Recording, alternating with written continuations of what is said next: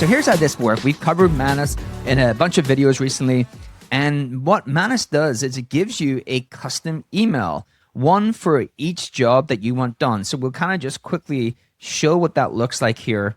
So here's how it works. Manus gives you a custom email address, one for each job you want done. And this is really cool. So you see, if you go into my Manus, so far I have 3 set up. I have one for deal flow, which means if someone's looking for investment, I can forward on that email and my Manus agent does a bunch of research on that company and then send me something back. I have one set up for competitive analysis and content repurposing. And in this video, I'm going to show you how to set up these 2 for yourself. One that will actually do competitive analysis when someone sends you, hey, like, look what this competitor is doing, maybe send you an article, a press release. This agent can actually do all of that analysis and send you back a reply. Or a content repurposing. We all subscribe to newsletters and these kind of content sources. You can forward those to your content assistant that lives in your inbox, and it will give you back a bunch of content that you can create for social. Now, you might be thinking, surely OpenAI or Google has something like this. And the crazy thing is they don't. And it's really worth understanding why, because it makes you realize how early you are. If you are subscribed to Marketing Against the Grain, you are really in the top echelon of thinkers about AI. And I went through every single AI platform, right? OpenAI has a Gmail connector. It lets ChatGPT read your emails inside the chat window, but you're really still in chat. You're going back and forth in prompt. It's read-only integration. You can forward your emails to ChatGPT, and then you have it go off and do a bunch of work. But really, it's not the same as having a bespoke email address for your agent. Google has been rolling features into Google Gemini. They have AI overviews, they have suggested replies, they have help me write. All of that is super cool, but it's AI bolted onto an inbox. It's not a team of agents that allow you to delegate work right there in your inbox, not through a chat worker. Claude, which is really my go-to LLM for work right now, it has co-work.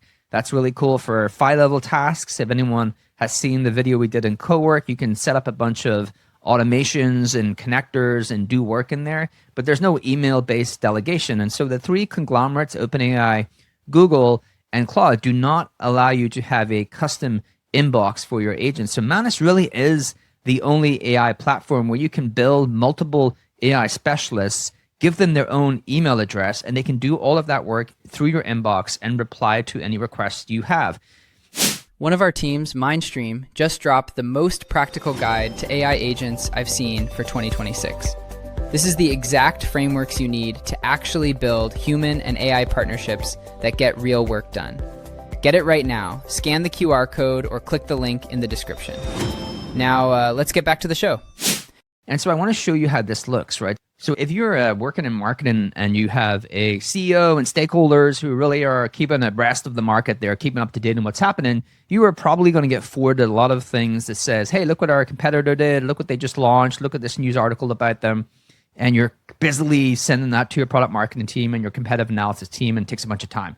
Well, one of the things you can do with Manus is you can just have a quick prompt. Now, these are like quite basic. I have not perfected them just yet because I'm also at the beginnings of setting up these different agents. But this one here, I give it a bespoke email address for this workflow.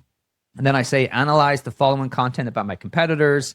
So you can extract key product announcement, pricing changes, messaging shifts, and you position it. So basically this here, you can tailor to whatever your competitive analysis template is and whatever your team does. Compared to our current positioning, you summarize it all in a 1-page brief with a section on recommended actions for the marketing team, and then you output it as a PDF because then you can send it back. And so that's a email address that agent now has. And so I can go here. This was just a fun one. It's not a competitor of ours, but it was a launch last week. Airtable launched a super agent. And so this is Kieran Flanagan, who's like super interested in this. He forwards me an email. I forward it to my Manus agent. You can see all I did here was forward the different articles on that launch. And then Manus replies and says, hey, I've received your task and I'm working on that task. So you can know that it's actually picked it up. It started to work on it.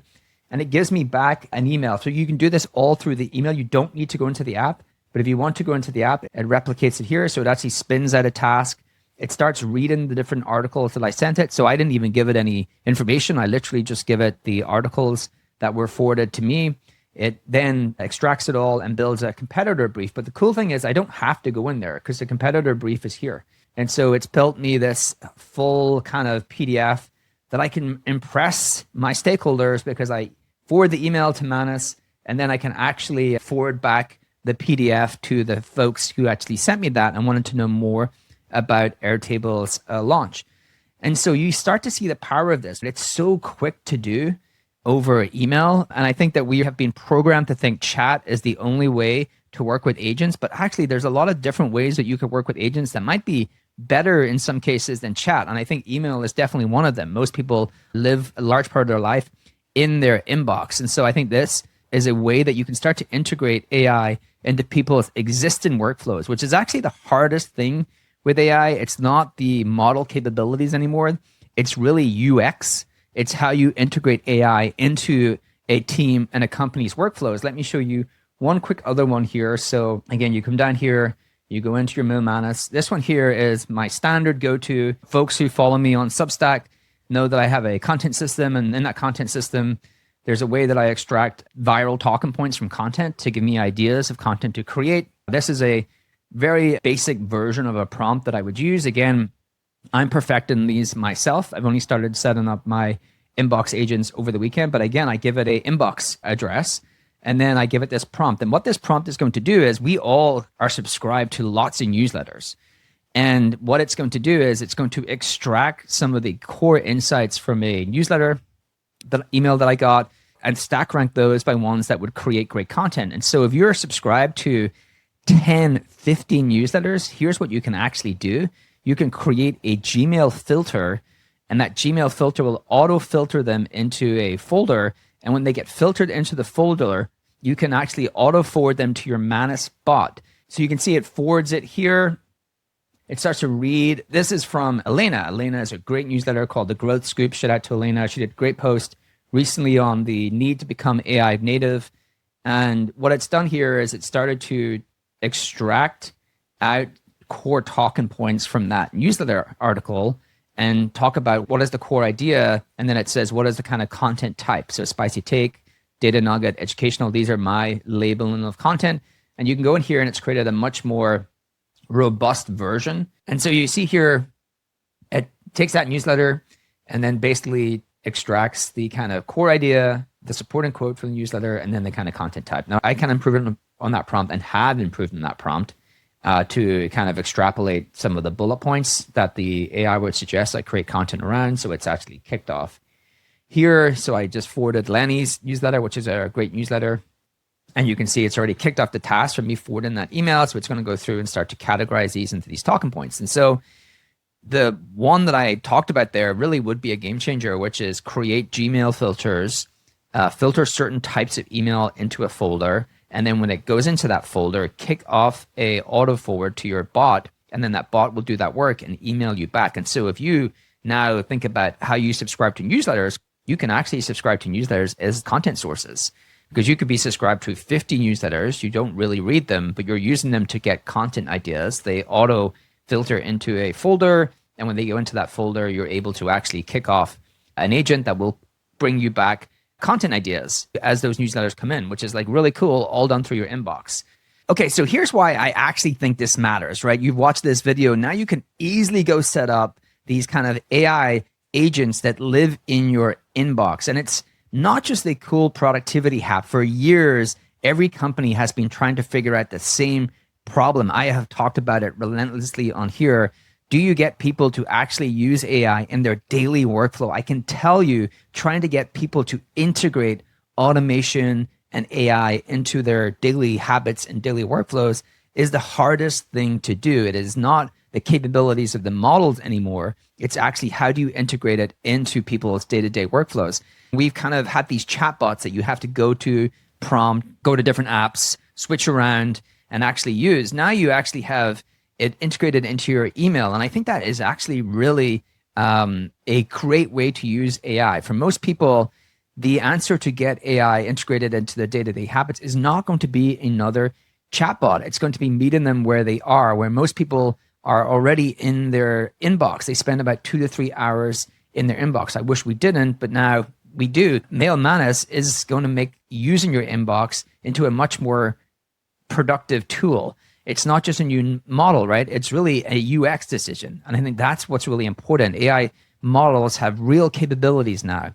The problem to solve is going to be UX. And this is one of the smartest UX decisions, but I've seen one of the models makes recently. The AI that wins is probably going to be pretty smart. I don't know if it needs to be the best model among all of these different benchmarks. It's going to be the one you use every single day, and trying to figure out how you build the right UX experience to integrate it into people's workflows is going to be key.